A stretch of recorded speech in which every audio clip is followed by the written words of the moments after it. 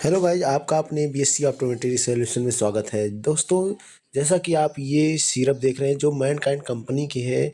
इसको इसका उपयोग क्यों और किस लिए किया जाता है? 131 रुपये प्राइस है इसकी।